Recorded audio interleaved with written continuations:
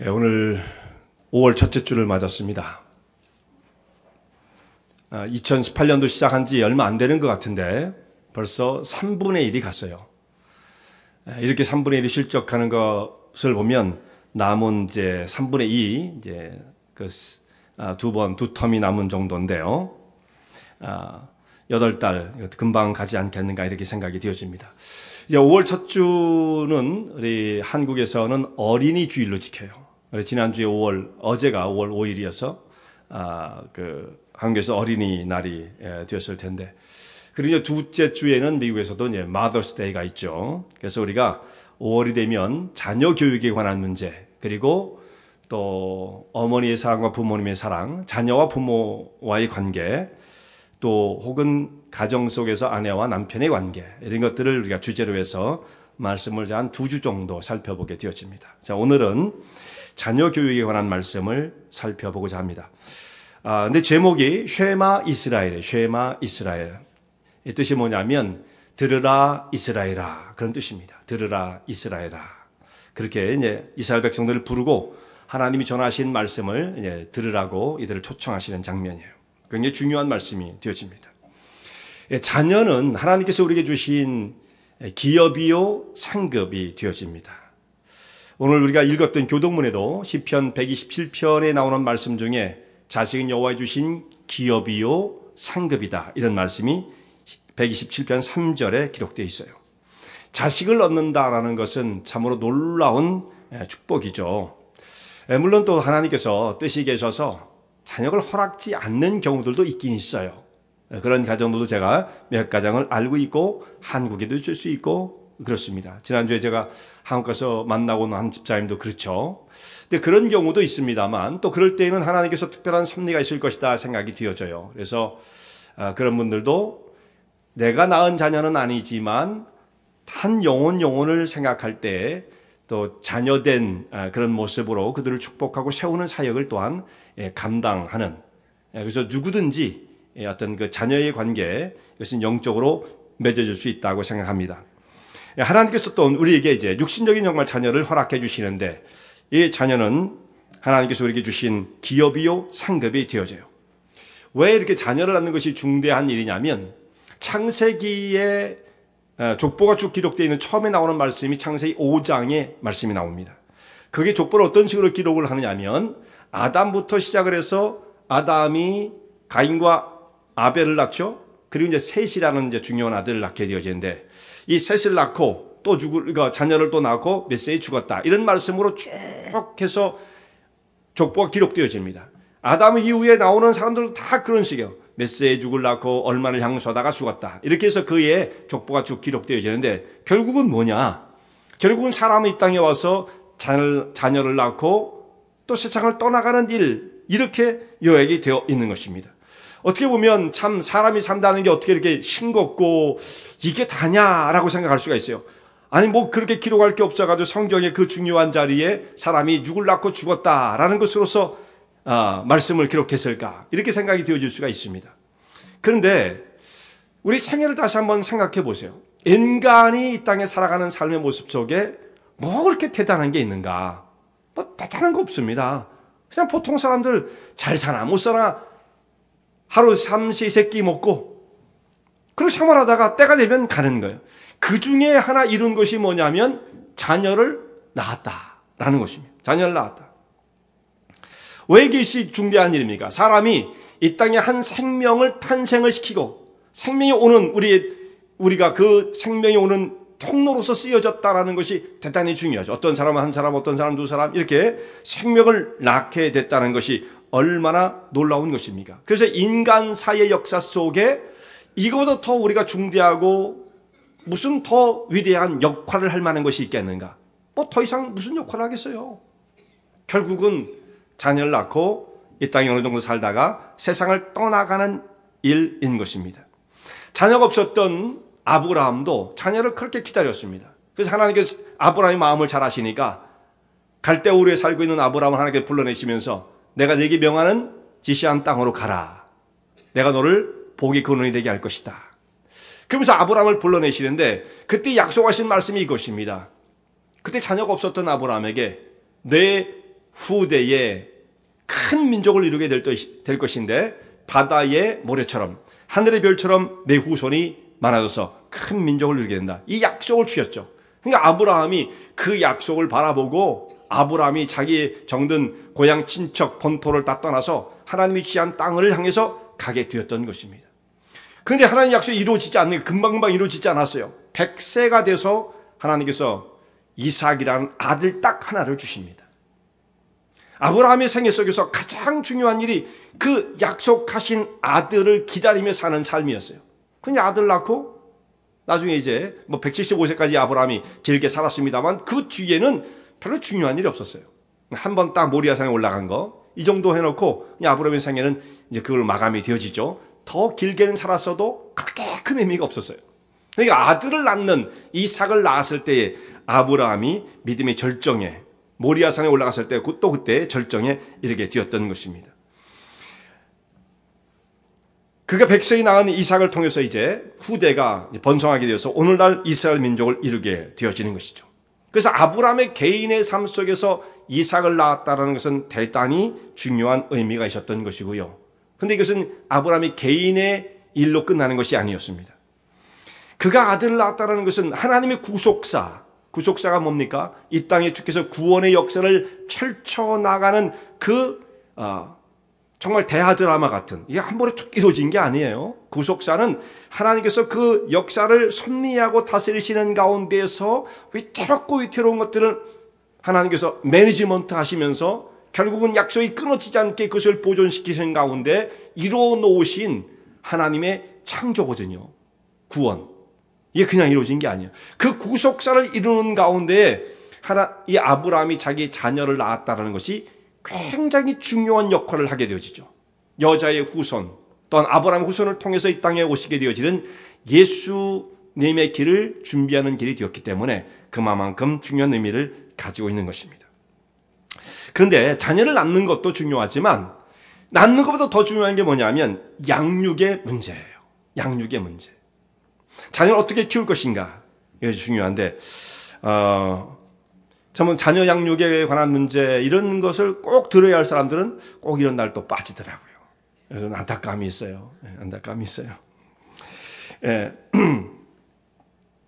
자녀를 양육하는 일에 있어서 자기가 소홀하게 여기고 자녀를 방치해버리는 그런 부모들도 없지 않아 있습니다. 다 소중하다고 여기긴 하면서도 불구하고 또 교육을 어떻게 해야 할지도 모르고 그런 경우가 있어서 이렇게 자녀를 어떻게 바르게 양육하지 못한, 바른 길로 이끌지 못하면 부모에게 있어서는 정말 그건 부모의 중요한 책임을 회피하는 직무유기가 되어지는 거죠. 대단히 중요한 문제인데 자녀를 양육하는 것은 부모에게 주어진 엄정한 책임이에요. 이 일을 잘 감당할 수 있어야 합니다. 자녀를 키우는 것은 대단히 힘든 일이에요. 그런데 요즘은 너무 힘들어 하더라고요. 그 정도는 아닌데 하나 가지고 쩔쩔매는 거 참 이해가 안 가요. 네, 이해가 안 가. 옛날에 7시, 8시 막 우리 할머니, 할아버지들 막 그렇게 잘 키웠는데 그 하나를 쩔쩔매고 애가 참 어떻게 그렇게 해서 커가지고 어떻게 해야 할지 모르겠어요. 자녀를 키운다는 건 물론 굉장히 힘듭니다. 체력적으로도 그렇고 밖에 나가서 우리가 돈을 벌고 생활을 하는 그 일 못지않게 이 육아의 문제는 대단히 힘든 거예요. 자녀를 키우면 얼마나 손이 많이 갑니까? 어릴 때는 어린아이에게는 처음부터 끝까지 다 손을 가서 돌봐줘야 되는 일이죠. 먹여주고 또 입혀주고 재워주고 애들은 아무것도 하는 게 없어요. 그냥 울고 보채는 거 외에는. 그리고 먹은 것으로 끝나면 참 좋은데 또 뒷처리까지 해줘야 돼요, 우리가. 그러니까 아이들을 키우는데 굉장히 손이 많이 가죠. 그래서 무슨 생각을 하냐면, 그냥 빨리 컸으면 좋겠다.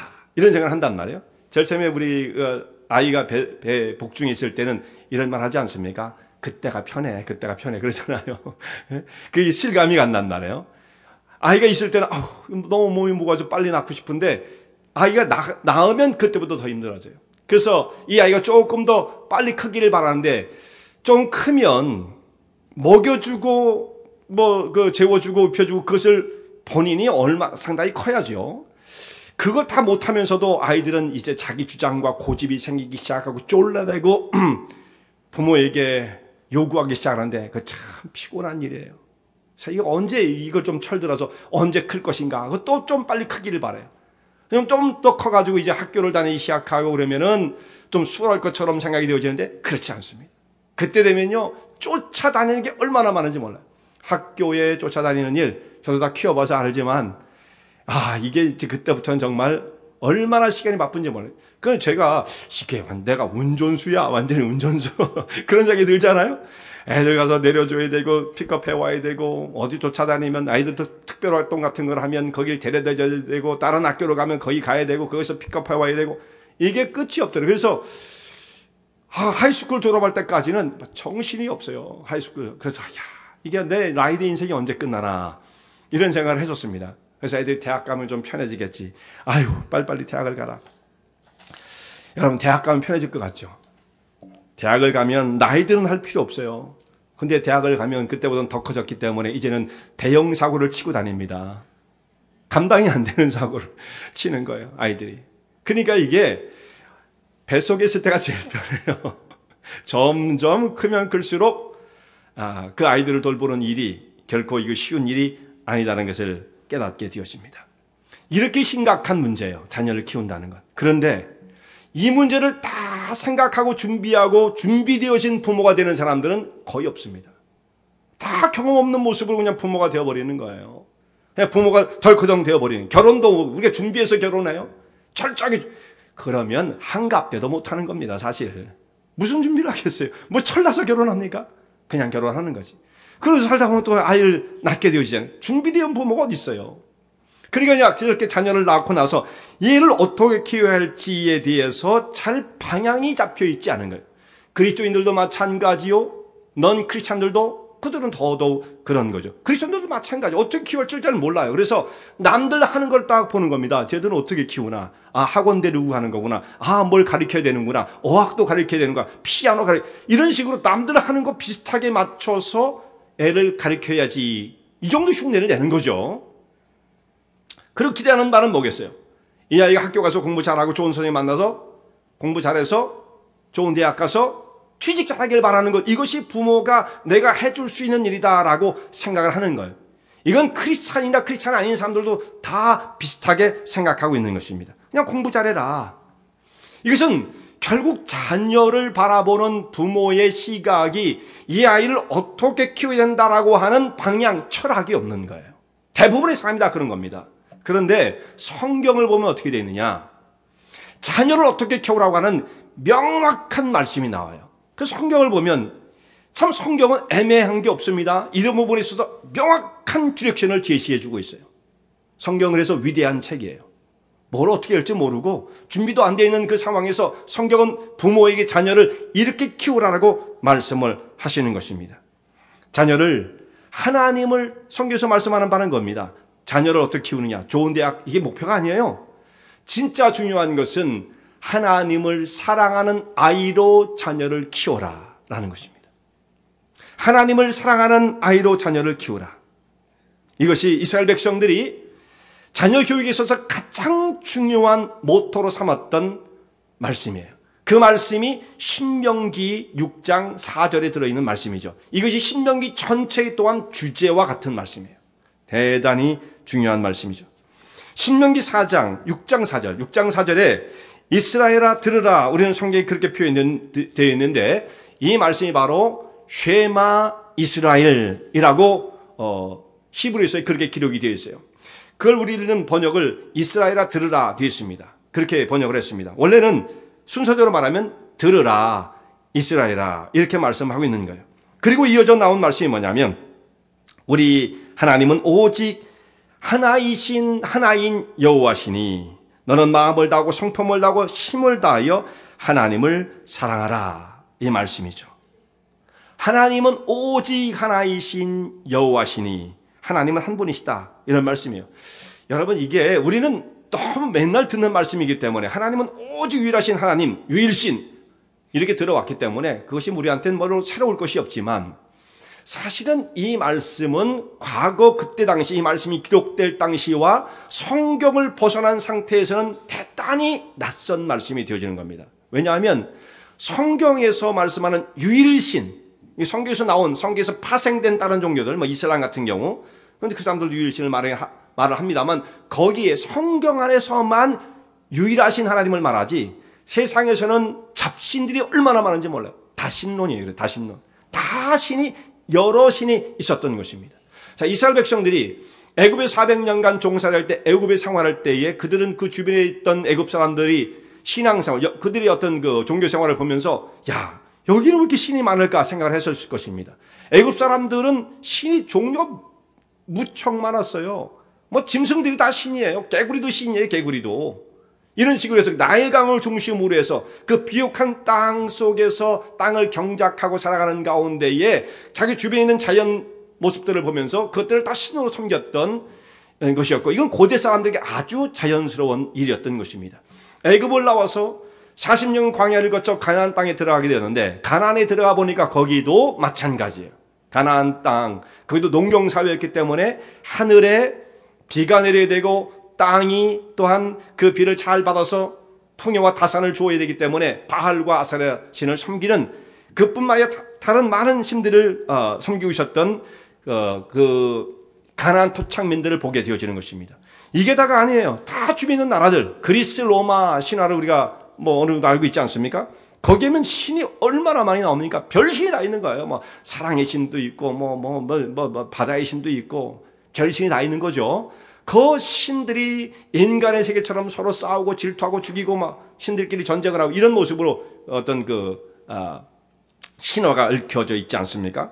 그 신들을 섬기기 위해서 그리스 사람들은 신전을 세워놓고, 어마어마한 신전을 세워놓고 자신들의 신을 섬겼던 것입니다. 그런데 그 환경 속에서 이스라엘 사람들은 얼마 되지 않는 사람들이에요.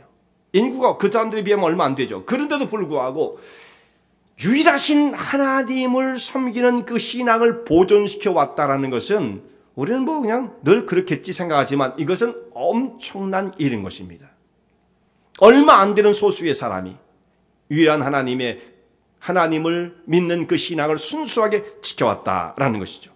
하나님은 오직 하나이시다. 이 말씀은 내가 믿는 신이 있는 것처럼 너희들도 신이 있는 것이고 서로가 비슷한 것이고 상대적으로 신을 생각해야 한다. 이렇게 될 수 없다는 뜻이에요.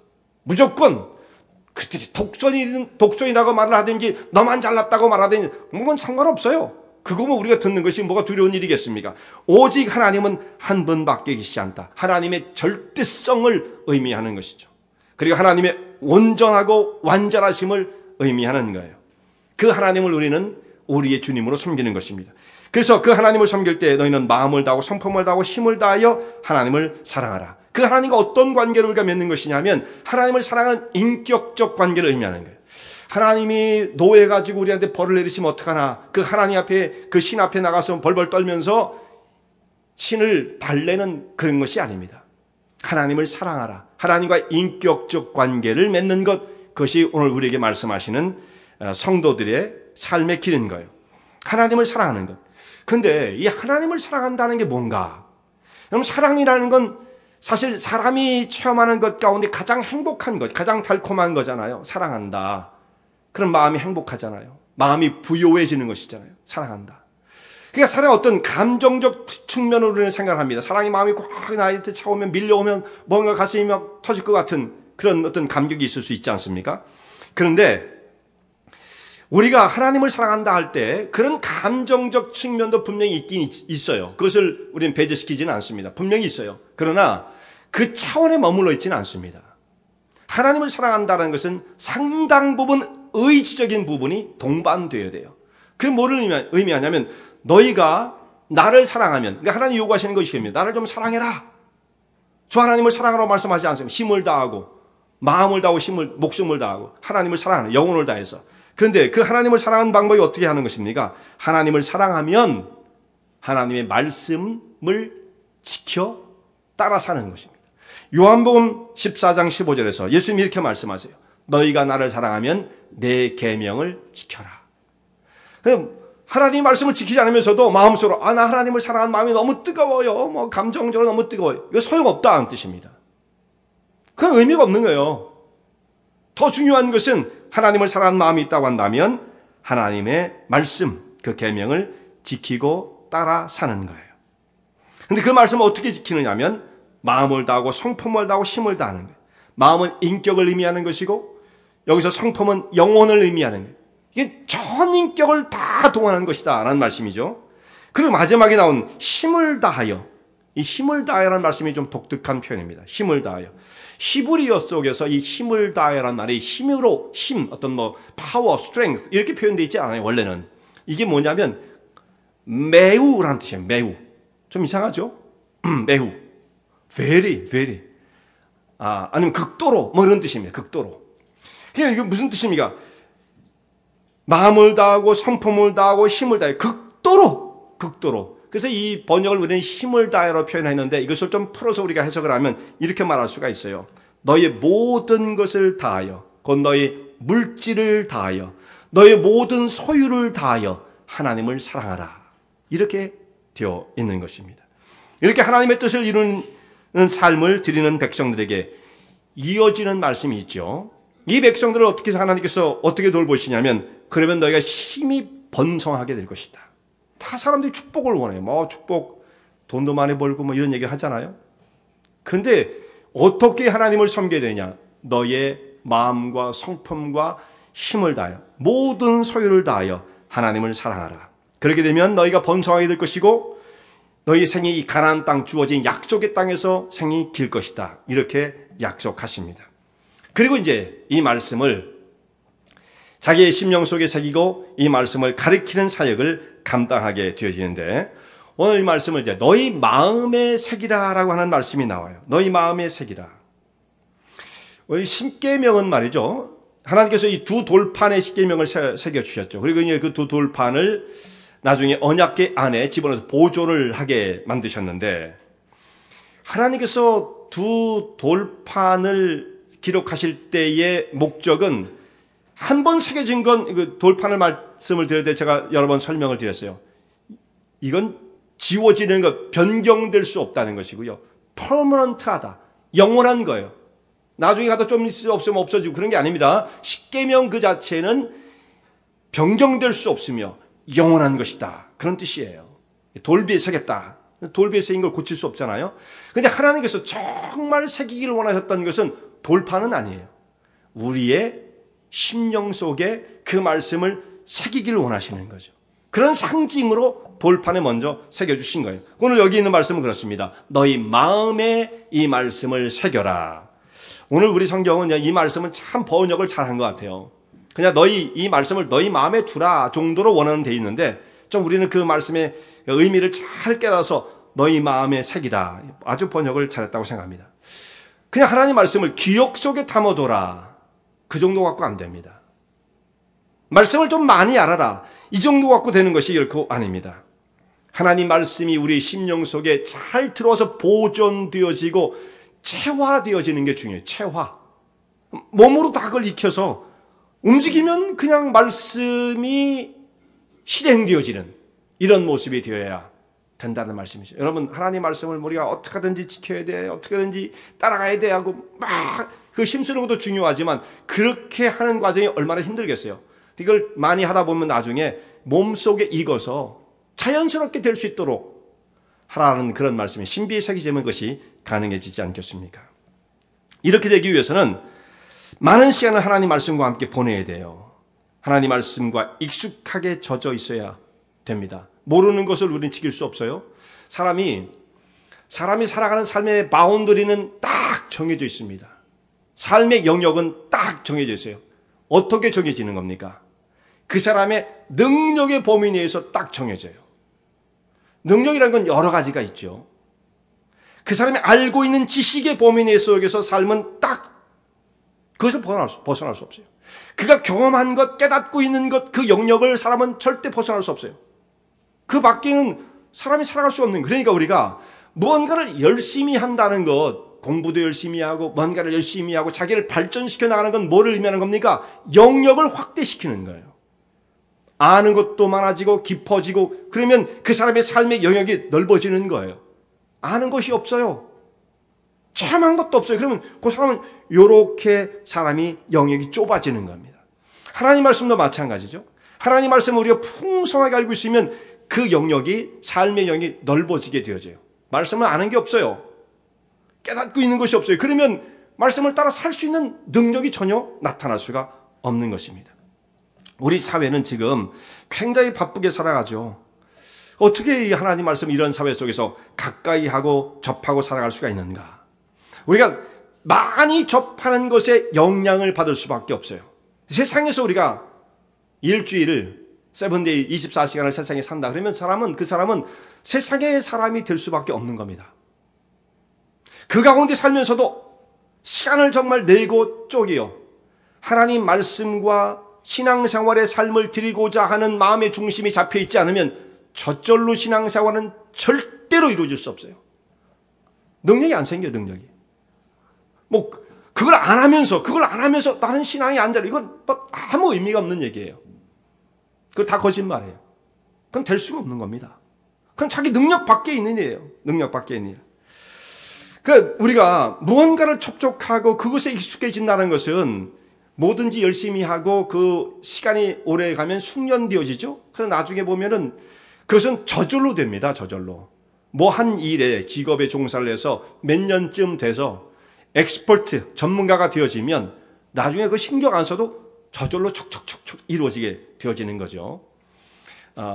이게 제빵 하는 사람들, 빵을 이 도우를 떼어가지고 딱 놓을 때 그걸 저울에 달아가지고 그람 수를 재가지고 하는 사람 없죠. 탁 짜면 딱 나오는 거예요. 그죠? 스시 하는 분들. 1, 2년 된 사람들 그게 안 되겠지만 이게 10년, 20년 되면 탁 잡으면 350개가 돼야 된다고 그러더라고요. 350개. 밥알이 350개. 그게 딱 알맞는 좀 주관적인 것이긴 할 수 있겠습니다만. 이렇게 뭔가 하나에 집중을 하고 전문가가 되어지면 저절로 되어지는 겁니다. 하나님 말씀도 우리의 심령 속에 들어와서 우리가 계속 그 말씀을 따라 살게 되어지면 말씀의 전문가가 되어져서 그냥 신경 안 써도 그렇게 돼야 돼. 그런 지경까지 가면 정말 능력이 나타나게 되어지죠. 그렇게 하기 위해서는 하나님 말씀을 깊이, 이게 참 쉬운 일이 아닙니다. 시간을 들이고 말씀을 가까이 하고 묵상하고 삶을 살아가야 돼요. 평생을 우리가 신앙생활을 했다고 하지만 글쎄 내가 뭘 어떻게 사는지 모르겠어, 아는 게 없어, 이렇게 되면 이제 큰 문제죠. 그만큼 시간을 들여 헌신하며 훈련을 받고 있는가가 중요해요. 난 신앙이 안 자라요. 당연히 안 자라죠. 하는 게 없으니까 안 자라네. 여러분, 교회 와서 신앙생활을, 교회 출석은 대단히 중요한 일. 근데 출석만 가지고서는 신앙이 그렇게 자랄 수는 없어요. 제가 그런 생각을 했어요. 학교에 가는 것만 가지고 애들이 공부를 못 하더라고요. 애들이 학교 안 가는 애들이 어디 있어요? 학교는 다 가요. 근데 그 아이들이 공부를 다 잘합니까? 거기에 낙제생도 있는 거고, 우등생도 있는 거고, 어떤 애들은 하버드도 가는 거고, 어떤 애들은 그냥 안 되는 거예요. 학교에 출석한다는 것만 가지고 되는 건 아니죠. 오늘 우리가 교회에 출석한다는 그건 기본 중의 기본. 이것도 안 하려는 사람들이 있죠. 안 하는 사람들은 볼 것도 없어요. 사실은 아무런 정말 가능성이 없어요. 그렇게 되면. 근데 여기 출석을 해도 그것만 갖고는 안 되더라고요. 얼마나 집중을 하느냐의 문제죠. 집중을 하느냐. 그 말씀을 따라 살기 위한. 그래서 훈련을 계속해서 반복을 하면, 이게 이제 몸으로 체화되기 시작하죠. 그걸 습관의 단계라고 말할 수 있어요. 습관이 되어지는 거예요. 이거 저절로 되는 거예요. 저절로 되어지는 습관의 단계가 깊어지게 되어지면 이제는 그 사람이 이제 성품이 되어서 변경하기가 어려워요. 그러면 이 성품은 나중에 이것이 운명이 되어지는 겁니다. 그러니까 운명도 바꿀 수 있는 거예요. 운명도. 여기서 무엇을 통해서? 반복적인 훈련을 통해서 이것이 쌓여지면 자신의 운명도 바꿀 수 있는 거예요. 숙명론이 아닙니다. 나는 정해져 있어. 아무리 해도 소용없어. 이런 건 없어요, 세상에. 그럼 무슨 신앙생활에 무슨 의미가 있겠어요? 숙명론은 그건 참 비관적인 것입니다. 다 정해져 있어. 해봐야 소용없어. 이거 안 돼요. 운명도 얼마든지 바꿀 수 있어요. 여기서 작은 것에 출발하지만 하나씩 계속해서 집중되어진 마음을 가지고 훈련을 쌓으면 나중에 바뀌게 되어지죠. 그래서 하나님 말씀을 두고 훈련하는 이것이 습관이 자리를 잡아야 돼요. 세상이 나를 붙잡고 있고 세상이 나를 이끌어 간다면 그 사람은 세상적인 사람이에요. 능력이 하나님 말씀을 따라 살 수 있는 능력이 전혀 갖춰져 있지 않은 것입니다. 하나님 말씀을 따라 살지도 않을 뿐만 아니라 살 수도 없습니다. 로마서 8장에 있는 말씀을 응용하면 그렇게 되어집니다. 육신에 속한 사람은 하나님의 법에 순종할 수도 없으며 순종하지 않으며 순종할 수도 없느니라, 그 말씀이죠. 세상적인 사람인데 말씀을 능력 안에서 체험해 본 적이 없는데 어떻게 그것을 이룰 수가 있겠는가. 그러니까 오늘 우리가 여기서 정말 자기의 삶의 모습을 생각해 봐야 합니다. 내가 세상적인 추구 속에 붙잡혀 있는 사람인가, 아니면 이 세상으로 둘러싸인 환경 속에 살아도 하나님 말씀을 가까이 하고 그것이 내 심령 속에 들어와서 체화가 되어지고 습관이 되고 성품이 되어지고 인격이 되어서 그 말씀을 따라 사는 사람이 될 것인가. 이것은 여러분이 오늘 여기서 결단을 내려야 될 문제예요. 학교 다니면 교회 다니면 되겠지, 그렇게 돼서는 안 됩니다. 여러분, 내가 정말 어느 편에 서서 나의 삶의 방향을, 디렉션을 정확하게 붙잡을 것인가가 결론이 나지 않으면, 결론 안 내신 분들이 상당히 많죠. 지금도 그냥 다니면 되는 거야. 와이프가 가자는데 가야지 뭐. 이거 가지고는 여러분 절대로 그 영혼이 변하지 않아요. 절대로 변하지 않아요. 물론 그렇게라도 따라는 와야 돼요. 그렇게라도 따라와야 되는데 왜? 그렇게 하다 보면 기회가 생기니까 안 오면 안 돼요. 자, 이렇게 우리가 하나님 말씀을 생활화하고, 이거 어떻게 하라고 했어요? 너희가 이 말씀을 마음에 새기고, 마음에 새기는 거예요. 그 다음에 이 마음에 새겨진 것을 자기만 간직하는 것이 아니라 자기의 자녀에게 가르치는 것입니다. 말씀으로 충만케 되어지면 그들에게, 자녀에게 가르쳐야 할 사명이 있어요. 근데 이게 내가 가르치는 말씀을 자기는 믿지도 않고 행하지도 않으면서 자녀에게, 야, 이거 좋은 말이니까 나는 못하지만 너는 해라, 이렇게 하면 교육의 효과는 전혀 없는 것입니다. 자기가 그것을 해요. 우리 완전하진 못하지만, 우리가 뭐 목사라도 완전하지 않지요. 누구나 다 완전하진 않지만 그럼에도 거기에 대한 가치를 두고 행하려고 하는 믿음의 중심은 있어야 되지 않겠어요? 근데 자기는 거기에 믿지도 않고 행하는 모습도 없는데, 야, 이 좋은 말이니까 너는 행해라, 자녀에게 그렇게 가르치는 것은 아무런 교육 효과가 없는 것입니다. 자기가 행하고 자녀를 가르치는 거예요. 당시에 부모에게 주어진 이 교육, 자녀 교육의 책임이 굉장히 중대했던 거죠. 누가 자녀를 가르치느냐? 지금도 마찬가지, 과거도 마찬가지, 자녀는 부모가 가르치는 거예요. 부모가 가르치는 겁니다. 교회 와서 일주일에 한 번 딱 전수님 만나고 선생님 만나는데 자녀 교육의 신앙 문제를 교회에서 알아서 해줄 거다, 그건 안 되는 거죠. 그건 양심불량이죠. 그렇게는 안 되는 겁니다. 부모가 가르쳐야 되는 거예요. 교회에 데리고 오는 것, 아이들과 함께 지나며 신앙생활의 모습을 서로 보면서 배워가는, 그리고 예배를 같이 드리는 그런 중요한 의미가 있긴 있지만, 거기서 우리의 신앙을 책임져 줄 것이다, 우리 자녀들의 신앙을 책임져 줄 것이다, 그렇게 될 수는 없습니다. 아이 속에 하나님 말씀이 새겨지도록 자녀를 교육하는 이 일을 잘 감당해야 하는 거예요. 부지런히 가르치라라고 말씀해요. 먼저 우리 심령 속에 새기고 자녀에게 부지런히 가르치는데, 어떻게 가르치냐면 여기 뭐라고 되어 있습니까? 부지런히 가르치는데 너가 길에 행할 때든지 앉았을 때든지 일어날 때든지 무엇을 행할 때든지 뭐 어디든지, 이게 뭐예요? 24시간 기회를 만들어서 자녀에게 말씀을 가르치라, 이렇게 되어 있어요. 근데 여기 6장 7절에 이 가르친다는 말씀이 대단히 독특한 말이에요. 가르친다. 원래는 여기요, 우리말에도 가르친다라는 말이 있고, 뭐 교육한다, 뭐 한문 용어겠지만, 영어도 teach라는 말이 있죠. teach. 그 다음에 뭐 instruct, 이런 말이 있을 거예요. 근데 이 히브리에도 가르친다는 말이 있는 거예요. 근데 그 말을 쓰지 않고 어떤 말을 썼느냐면, 여기에 가르친다는 말에 찌른다라는 이상한 단어를 썼어요. 샤난이라고 하는 이상한 단어를 썼습니다. 자, 이 샤난이라는 단어가 다른 곳에 쓰여진 것이 한 10번쯤 있습니다. 그 말씀을 이렇게 쭉 찾아보면 다 칼로 상대를 찌른다는 거예요. 혹은 창으로 막 상대를 찌른다는 의미인데, 그 말씀은 여기에 딱 쓴 겁니다. 그럼 뭐입니까? 하나님 말씀으로 너희들의 자녀의 가슴을 찌르듯이 정말 그 속에 정말 어떤 자국을 내야 된다 이 말씀이죠. 그렇게 해서 자녀를 가리키라 말씀을 하고 있는 거예요. 참 놀라운 표현이죠. 놀라운 표현입니다. 그리고 극히 강조되어 있는 표현을 쓰고 있는 것입니다. 말씀을 찌르듯이 그 속에 프린트가 되어지도록, 여기 심령 속에. 이거 뭐 어떻게 해야 돼요? 반복이에요. 끊임없이 반복을 해야 돼요. 아이들을 가르쳐야 합니다. 근데 이걸 가르치면요, 이중적인 효과가 있어요. 가르치면 내게 많이 남습니다. 여러분, 강의를 듣는 것은, 강의를 집중해서 아무리 들어도 강의 시간이 좀 지나고 나서 하루 이틀 지나요. 뭐 어떤 사람은 그날 저녁으로 다 잊어버려요. 강의가 내용이 남는 것은 한 10% 남는 10%. 그 여러분들 항상 한번 집에 가서 오늘 무슨 말씀을 드렸지 생각하면 기억 대부분 안 나시죠? 대부분 나세요? 야, 신약 성경이었어? 구약 성경이었어? 야, 그것도 모르겠다. 야, 그게 자랑이 아닙니다. 그게 자랑이 아니에요.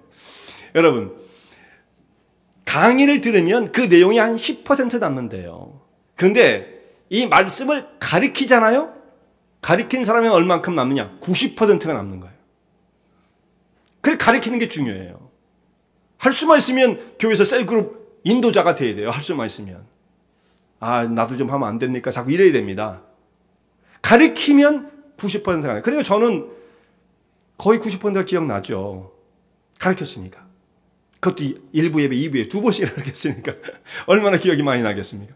이 가르치는 게 중요해요. 그러니까 부모들에게 지금 하나님께서 말씀하시는 바는 네가 먼저 내 마음판에 잘 새기고 자녀에게 가르치면 그 가르친 것이 또한 고스란히 자기에게 또 남게 되어집니다. 그렇게 해서 말씀을 훈련해 가는 거예요.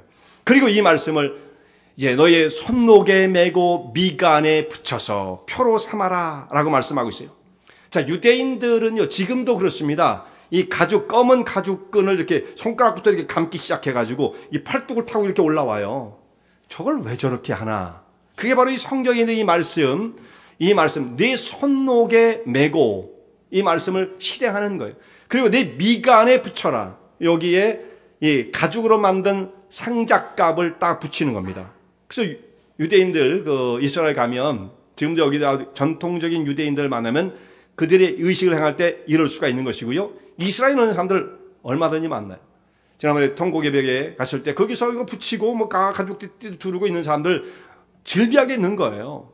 그리고 통곡예배 붙잡고 토라를 한 손에 붙잡고 몸을 막 흔들면서 기도를 하고 또 말씀을 암송하는 사람들을 흔하게 볼 수가 있습니다.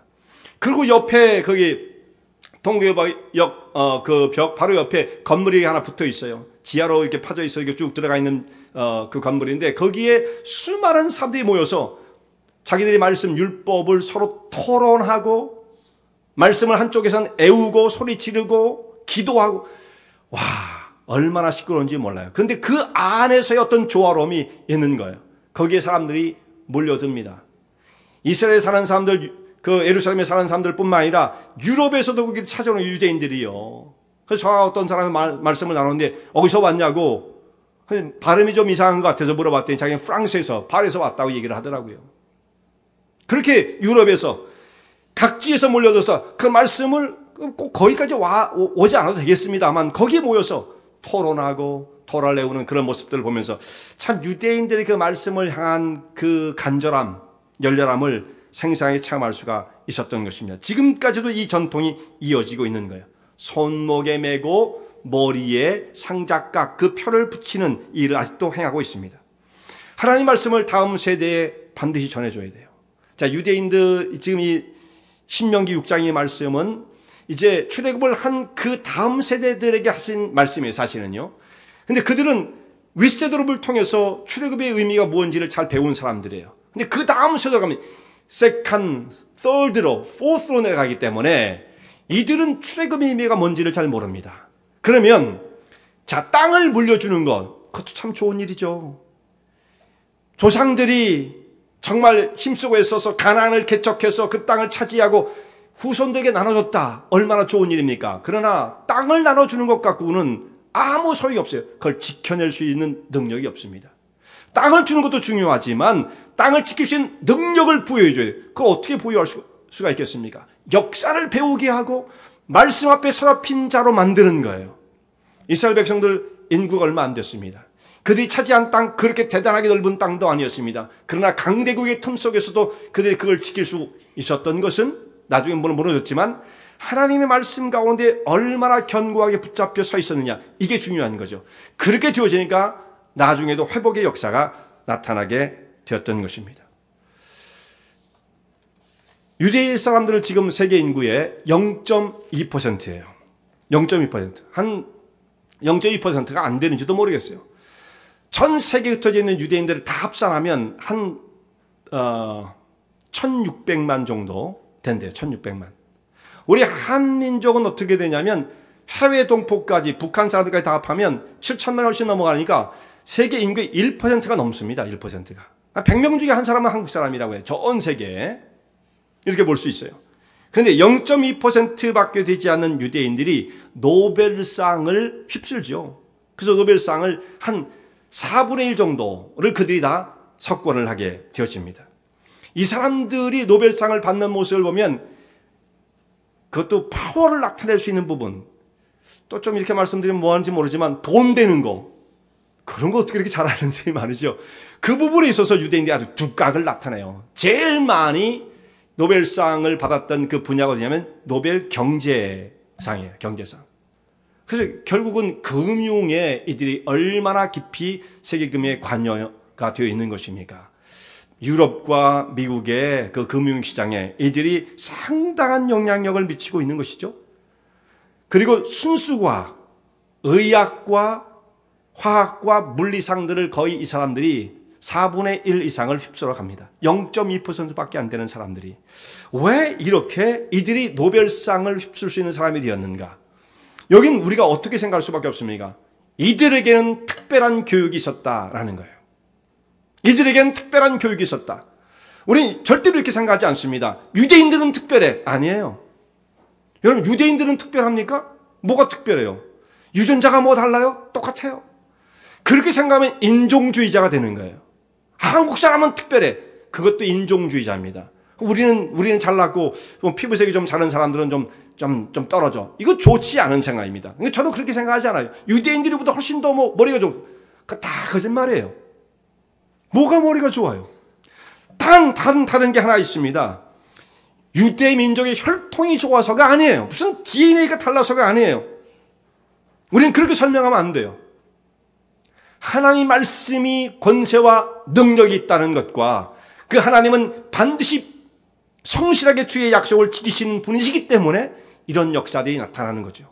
하나님 말씀을 붙잡고 사는 사람들이었기 때문에 달라진 것이지 유대 민족의 민족성 그런 건 우리 생각할 필요도 없어요.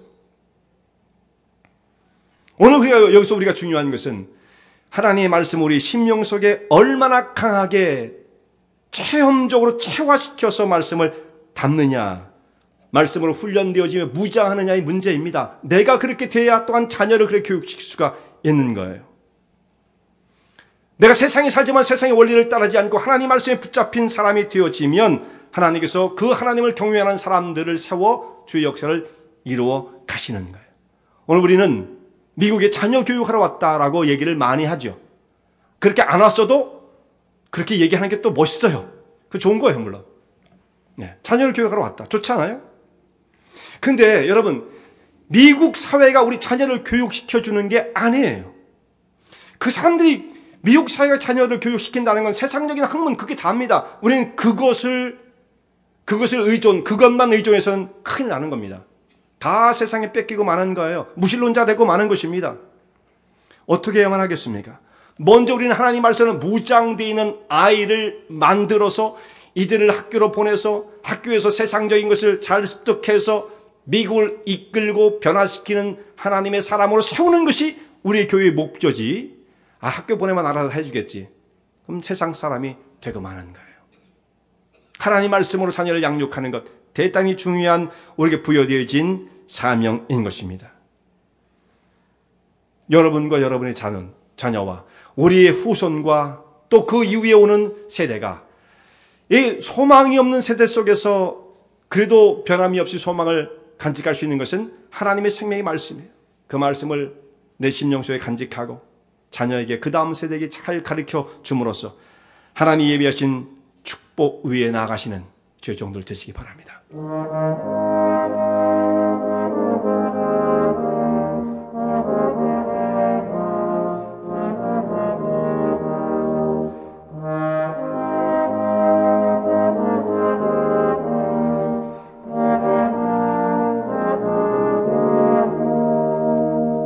이 설교 말씀을 듣고 신앙 상담을 원하시는 분들은 847-962-4412번으로 전화 주시기 바라며 은혜와 진리 장로교회는 230 US 하이웨이 45번 인디언 크릭 일리노이 60061에 위치하고 있습니다. 주일 1부 예배가 아침 8시, 2부 예배가 11시에 있으며 새벽 기도가 매주 화요일부터 토요일까지 오전 6시에 있습니다. 그리고 금요 성경 공부가 저녁 8시에 있습니다. 하나님의 은혜와 은총이 항상 여러분과 함께 하시길 바랍니다.